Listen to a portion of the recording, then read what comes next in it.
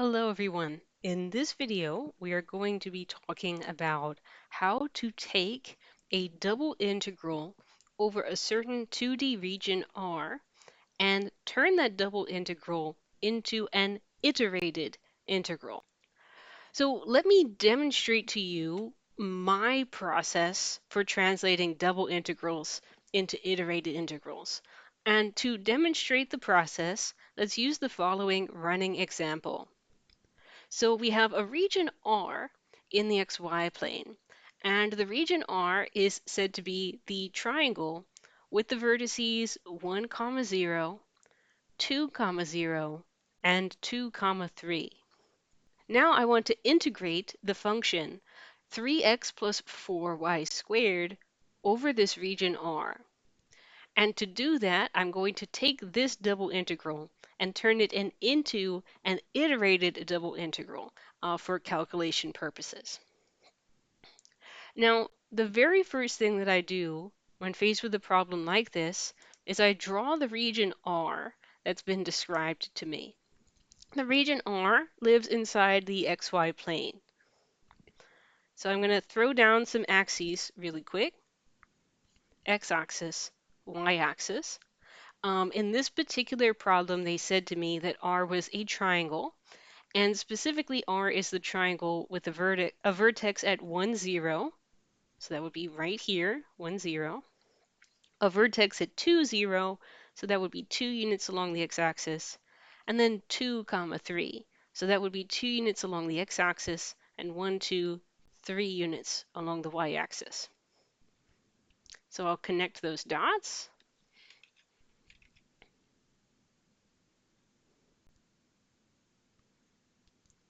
And the region R in my problem is the region that is within all of those connected dots.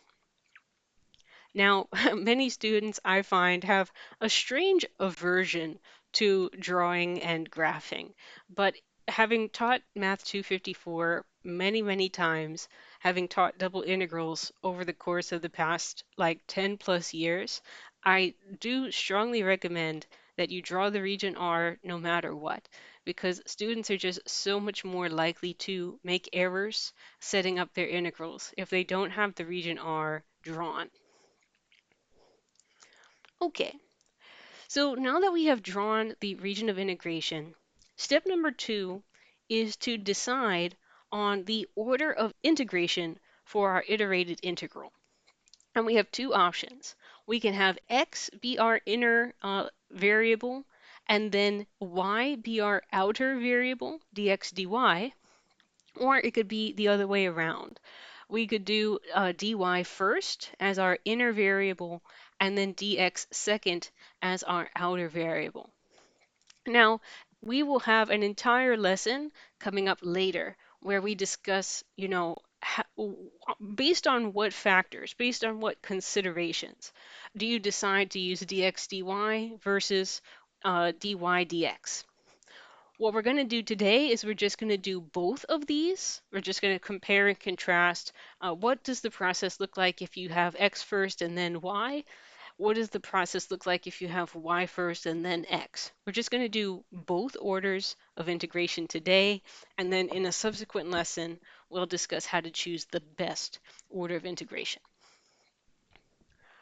Okay, now suppose that we choose the order y first and then x second. So we're about to set up an order of integration, an iterated integral that looks something like this. The function that we're integrating in the center, dy as our innermost variable, and the dx after that. Now, we remember from our lesson on iterated integrals that if y is our inner variable of integration, then these limits can only contain x's and numbers. There has to be a function of only x here and a function of only x here, because these inner limits are not allowed to contain the inner variable. These inner limits are only allowed to contain the variables from the outer layers, in this case x. And correspondingly, the x limits here on the very outside of the iterated integral are only allowed to be constants. If I'm integrating in the order of y first and then x second, this is the kind of format that I would expect my iterated integral to hold. On the inside, functions of only x, and on the outside, constants. So our mission is to figure out specifically what functions should serve as the b of x, the t of x in this problem. Now, to do that, what we're going to do is go back to our drawing of the region R, which we made in step number 1, which I've copy-pasted here. Step 3 is to identify the functions which form the top border and the bottom border of our region. So put another way, if I go into my region R and I make a vertical slash through the region, what we call here the bottom border is going to be the curve that is passed as the slash goes out the bottom of the region. So in this particular case, the bottom function is going to be this flat line here at the bottom of the region. This is going to be the function that we are denoting b of x for the bottom function. The top function is going to be the function that is interacted with by this slash on the top edge of the region. So in this particular problem, it's going to be this diagonal line at the top of this triangle.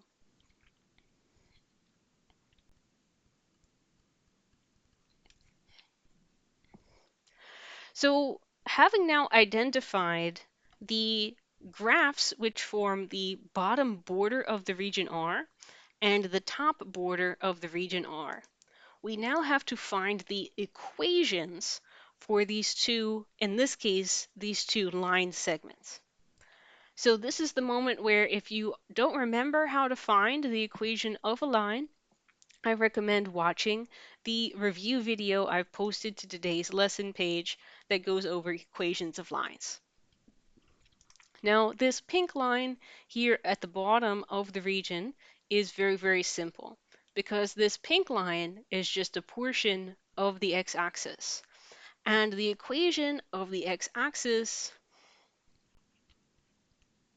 is just y equals 0. So 0 would be playing the role of b of x in this particular problem. Now, to find out information about the top function, t of x, I'll note that this top function is the line that connects the point 1, 0 here in the bottom left corner and the point 2, 3 in this top corner here. So several different approaches to finding the equation of the line through those 2 points. One approach, for example, would be to start by finding the slope by using the rise over run formula, which says take the difference between the two y values of your points, divide that by the difference between the two x values of your points, 2 minus 1, and simplify that. So we get a slope of 3 from that formula. And then you can use point slope form to find the b in the equation. Alternatively, you could set up this sort of template, fill in the slope that you just found, fill in the y and the x coordinate of one of the points that your line passes through, and then use that equation to solve for the value of b. So in this case, b would be -3. So what this means is that the equation of t of x would be given by the line 3x minus 3. That would be our top function in this problem, the function forming the top of the region. So now we have found the two functions that will form the lower and the upper limits of integration for y, my inner variable. The bottom limit is going to be b of x, which we found is the constant function 0. And the top function is going to be t of x, which we have found has the equation 3x minus 3. Next, let's find the values of a and b for this iterated integral. And a and b, with this order of integration, are the largest and smallest x coordinates for our region. So if I look at my picture, I recall that this bottom left corner was located at x equals 1. And I recall that this bottom right corner was located at x equals 2. So x equals 1 and x equals 2 would be the smallest x coordinate and the largest x coordinate within this region, respectively. So 1 would be our value of what we're calling a, b would be our value, what we're calling 2. Finally, now that we know the values of all of these pieces of the iterated integral, all we have to do is fit them into the general template. Integral from a to b, the integral from b of x to t of x, then the function that we are given to integrate. We found that the value of a, the smallest x coordinate, is 1. The value of b is 2. The lower limit was the constant function y equals 0, and the upper inner limit was the linear equation 3x minus 3. The function that we were asked to integrate was specifically 3x plus 4y squared. And this was based upon choosing the order of integration dy dx all the way back in step 2. So the final step is just to calculate the value of this iterated integral, if indeed we are asked to do so, which we were asked to do in this problem when it was posed to us. So I'm going to use the technique that we were taught in our previous lesson to calculate this iterated integral. I'm going to start by integrating with respect to our inner variable y, treating x as constant. So that's going to turn this 3x into a 3xy. That is going to turn this 4y squared into a 4/3 y cubed using power rule. And I'm going to evaluate that as y goes from 0 up to 3x minus 3. Now, both terms vanish when y is equal to 0. So the only thing I really have to concern myself with is the upper limit. So 3x times the quantity 3x minus 3 plus 4/3 3x minus 3 cubed. Now, in order to calculate the antiderivative of this expression, I think it'll serve me well to distribute at least this first product.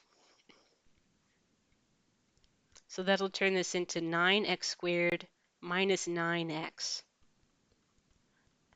But I don't think that I need to distribute this cubed quantity in the back, because I think I can find the antiderivative of that simply using substitution.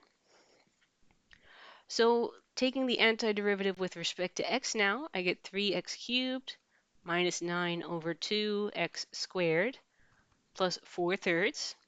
And then applying a simple substitution to this term here in the back, I get a 1/3 from the derivative of the inner function. I get a 1/4 from power rule, and then 3x minus 3 to the power 4.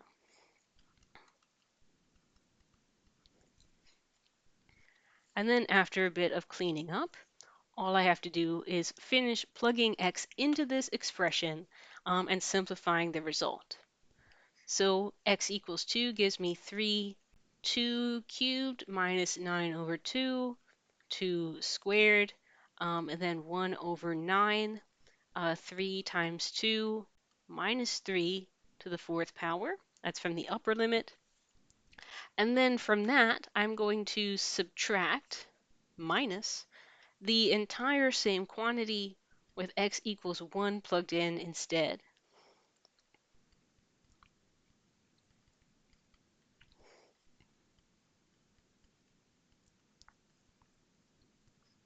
So let me go off camera for a minute to simplify this expression to figure out what it equals as a simplified fraction. Okay, so if I've got that right, this entire quantity is equal to 33 over 2 after simplification. So that would be the value of the double integral described to me in this problem. The double integral over this particular region R of this particular function 3x plus 4y. And we have just found that value by translating this double integral into an iterated integral, specifically in the order of y first and x second. Now let's do this same problem again, but let's think about what would be different if we chose the other order of integration, where x is first and y is second. Now we remember that when you are calculating an iterated integral in the order x first and y second, in this case, our inner limits of integration are allowed only to contain y. The inner limits of integration are allowed only to contain the variables from the outer layers. So if x is in the inner layer in this setup, then these inner variables can only contain y from the outer layer. So I would be expecting some function of y here for my bottom inner limit, and some other function of y here for my upper inner limit. And as before, the outermost layers of integration cannot contain any variables at all. So I would be expecting outer limits of integration that again are just constants here. So let's think about what functions are going to serve as my inner limits of integration and which numbers are going to serve as my outer limits of integration. So let me once again go back up to step number 1 where I drew the region, because once again I'm going to use this region and I'm going to use the functions that form the borders of this region to help me to find the limits of integration in this setup here. Now that we are integrating in the order x first and y second, we're going to change the direction of the slash that we make through the region. In this order of integration, we're going to slash horizontally through the region. And we're going to ask ourselves, what function forms the left border of the region? In other words, what curve, what line does the slash interact with first as it passes left to right through the region? And then we're going to ask ourselves, what curve or line forms the border on the right side of the region? In other words, what curve or what line does the slash interact with as it passes out the region on the right side? Now, what we can see is that if we think about the region in terms of its left boundary and its right boundary, the left boundary is being provided by this function here on the far left, and the right boundary is being provided by this vertical line on the right side.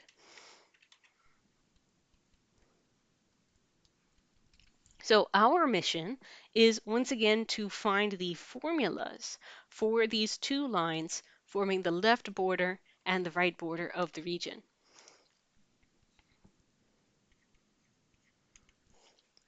Now the left border is once again this slanted line connecting the 2 points 1, 0 and 2, 3. Now that's fine if you need to express y as a function of x, but now we need to express x as a function of y because we need the formula in terms of y so that it can be used for these inner limits of integration. So I'm just going to take this equation and solve it for x. I'm going to start by adding 3 to both sides, and then I'm going to divide by 3 in order to isolate x fully. So this equation here, 1/3 y plus 1, this equation as a function of y would be the function that I use for my lower limit in this order of integration. Now let's look at the line that is forming the right border of this region, which we are calling r as a function of y. This is a vertical line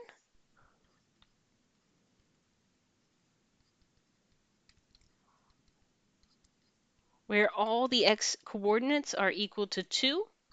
So x equals 2 would be my upper limit of integration in this particular case. This vertical line has the equation x equals 2 because all the coordinates on this line have the property that the x coordinate is always equal to 2.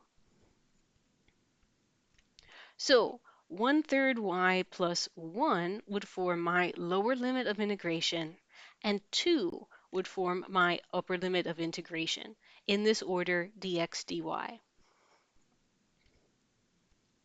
So finally, to find the outer limits of integration, we would go into the region and identify the largest and smallest y coordinates. So looking back at the picture, the smallest y coordinate for the region is down here at the bottom of the triangle, where the smallest y coordinate is y equals 0. And the highest y coordinate is the one up here in this upper right corner, where the y coordinate was 3, because I remember that this point had coordinates 2, 3. So the smallest y coordinate for the region would be 0, and the largest y coordinate for the region would be 3. Finally, I'm going to use those functions and those coordinates to fill in the blanks in the iterated integral c to d, left function of y, right function of y. The function I'm integrating, dx dy in that order, it would be c equals 0 at the bottom, d equals 3 at the top. Then the function 1/3 y plus 1, which we found, and the constant function 2, which we found. And we're integrating 3x plus 4y squared dx dy. This would be what the integral would look like in this order of integration. Finally, if the question asks you to, we would finish the problem by calculating this iterated integral, and that would give us the value of the double integral in the problem. So let's walk through that problem for the exercise. Calculating the integral from 0 to 3, the integral 1/3 y plus 1 to 2, 3x plus 4y squared. X first, and then y second. I would start by working on this inner integral, which is the integral with respect to x. So I'm going to start with an antiderivative with respect to x.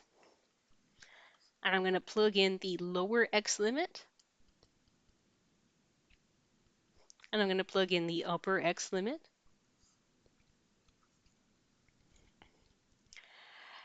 Now, if I plug in x equals 2 to this expression, I get 3 over 2 times 2 squared plus 4y squared times 2. And then I'm going to subtract what I get when I plug in the lower limit for x. 3 over 2, 1/3 y plus 1 quantity squared. And then 4y squared, 1/3 y plus 1.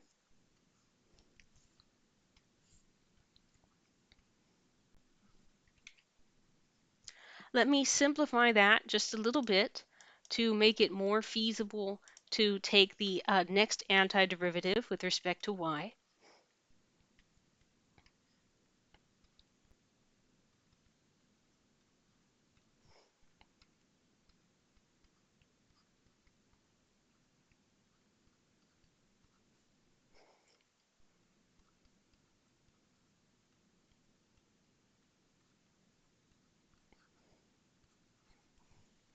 Now I have an antiderivative with respect to y that I can calculate using power rule and substitution.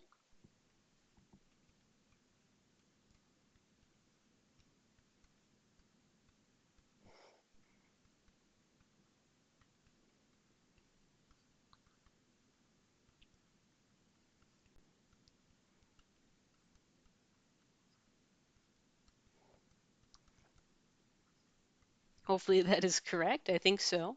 And then all that's left to do is to plug in the lower and the upper limit for y after a little bit of maybe cleaning. Now all of these terms vanish when y is equal to 0. So the only thing of real concern is the upper y limit, y equals 3.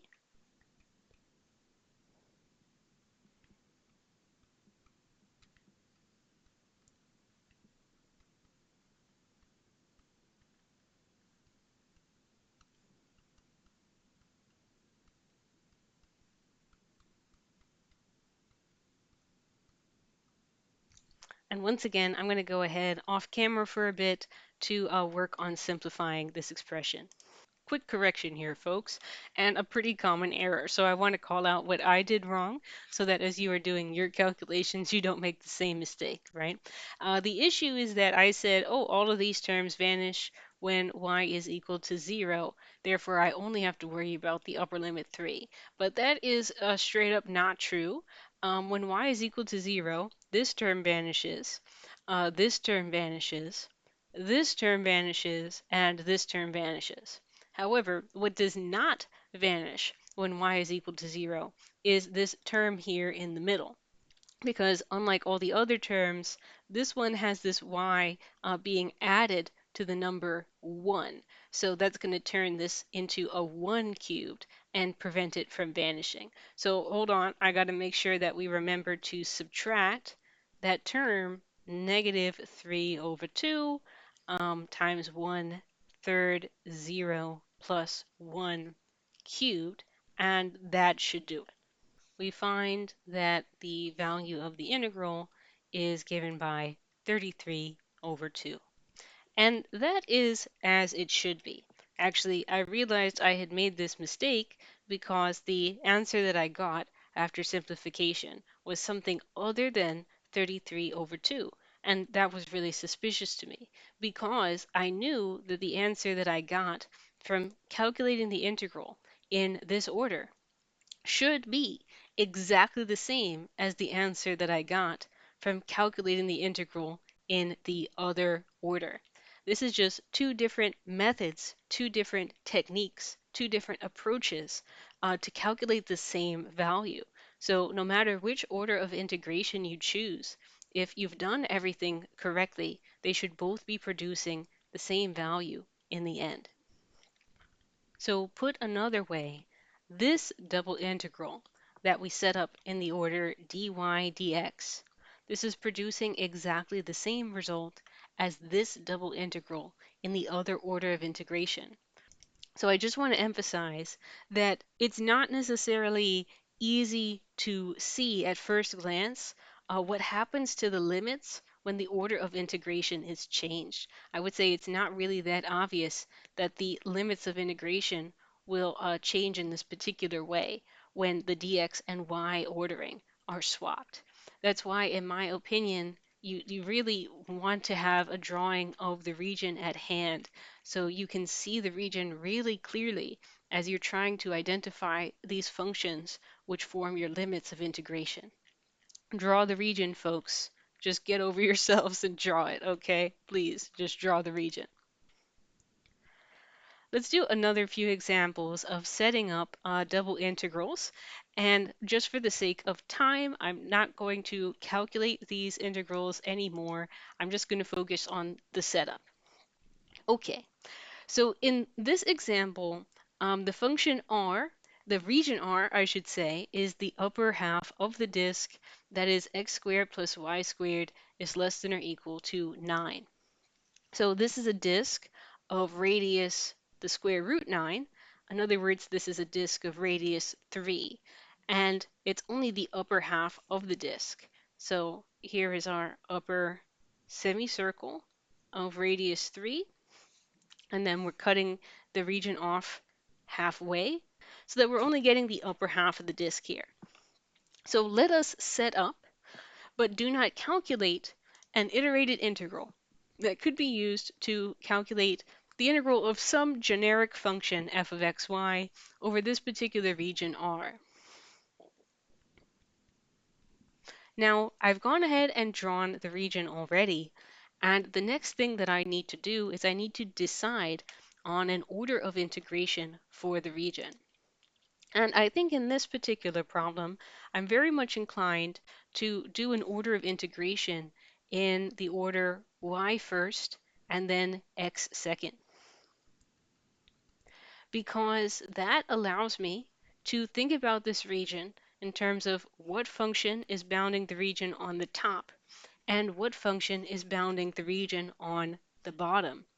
And I think that both of those two functions can be pretty readily obtained just from the drawing itself. I can see that the function that bounds this region on the bottom is the straight horizontal line that is going through the x-axis, which we remember has an equation y equals 0. So then I just need to find a corresponding equation for this upper curve bounding the region, which we know is a portion of the circle of radius 3. Now I need to rewrite this equation so that it is expressed as a function of x. So I'm going to start by moving all the x terms over to the other side. And then I'm going to try and solve this equation for y. And I'm going to get rid of the square on y by applying the square root. And in particular, I'm going to use the positive square root. And can you guess why I've done that?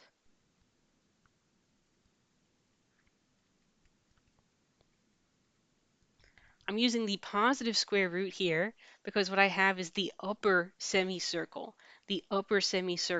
corresponding to the positive square root in this equation.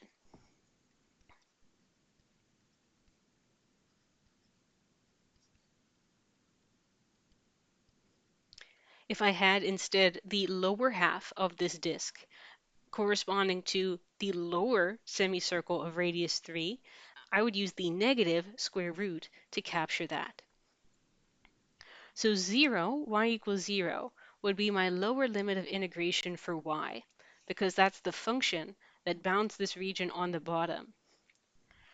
And I would be using the square root, the positive square root of 9 minus x squared to bound this region on the top. Finally, for my outer limits of integration, which must, I remember, be numbers, I would be taking the smallest and the largest x coordinates for this region. So the smallest x coordinate I can see is -3 for this disk of radius 3, and the largest x coordinate would be +3. So this iterated integral would correspond to setting up something that corresponds to the region R that we were given. Finally, I just want to zoom in a little bit on a certain special case when your region of integration is specifically a rectangle. For example, in this problem, our region of integration R is a rectangle which stretches from x equals -4 to x equals +5 and stretches from y equals 1 to y equals 3. So roughly speaking, something like this. This rectangle is the region R in this case. Now, suppose that I decided to translate this region of integration into an iterated integral using the limits that have y going first and x going second. With this framing, I would be looking for the functions that bound the region on the bottom and on the top. The functions, in other words, the lines or the curves that were struck first and last by this ray as it shoots through the region. Now, the first curve struck by this ray as it goes up through the region is this line here on the bottom, this flat line, horizontal line going through y equals 1. So this is the constant function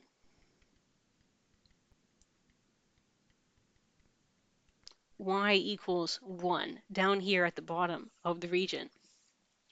And likewise, at the top of the region, once again, we are bounded by a straight horizontal line through x equals 3. So this top function would be the constant function y equals 3. And those two constant functions would form my lower and upper limits respectively. And if I looked also at the smallest x coordinate and the largest x coordinate for the region, those would be -4 and 5 respectively. So the endpoints of our interval here, x going from -4 to 5 and y going from 1 to 3, those four numbers have translated exactly into our four limits of integration. So it's worked out that all the limits are constant here.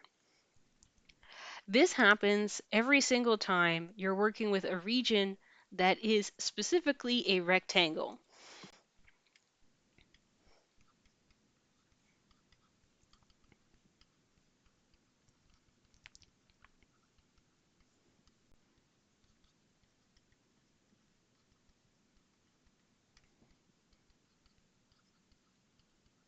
If R is specifically a rectangle, then the functions forming the bottom border and the top border are both constant functions. So you will get constant functions for your inner limits.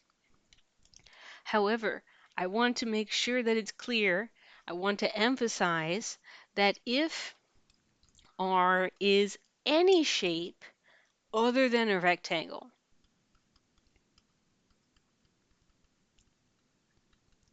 at least one of your inner limits is not going to be constant.